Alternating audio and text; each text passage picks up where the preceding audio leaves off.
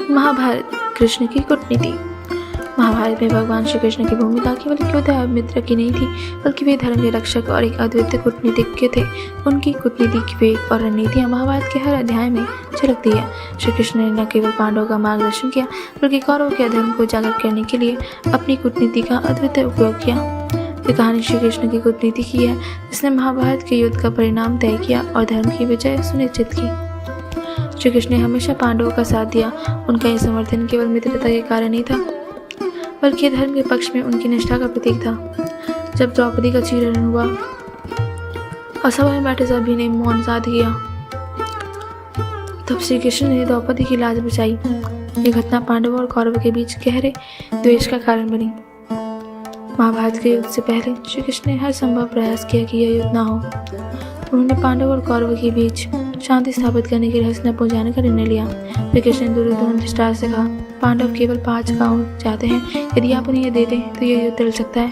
लेकिन दुर्योधन, जो अहंकार और क्रोध में भरा हुआ था, यह उत्तर दिया, मैं उन्हें सुईकीनों के बराबर भी भूमि नहीं दूंगा। यह सुनकर श्री कृष्ण ने कहा, यदि युद्ध की एकमात्र उपाय है तो धर्म की विजय निश्चित करेगी। जब कुरुक्षेत्र का युद्ध आरंभ हुआ तो अर्जुन ने अपने संग संबंधियों, गुरुओं और मित्रों के खिलाफ युद्ध करने से इनकार कर दिया।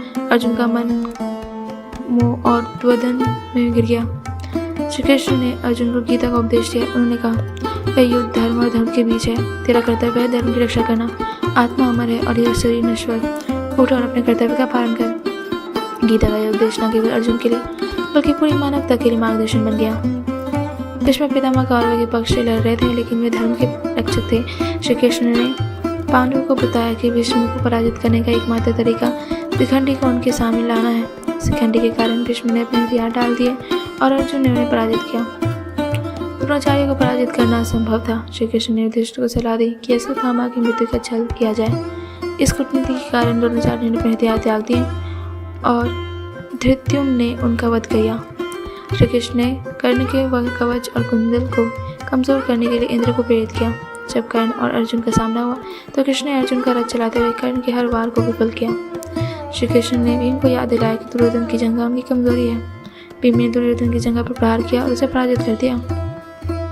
श्री कृष्ण की कूटनीति केवल युद्ध जीतने तक सीमित नहीं थी। उनकी हर रणनीति धर्म की स्थापना और धर्म के विनाश के लिए थी।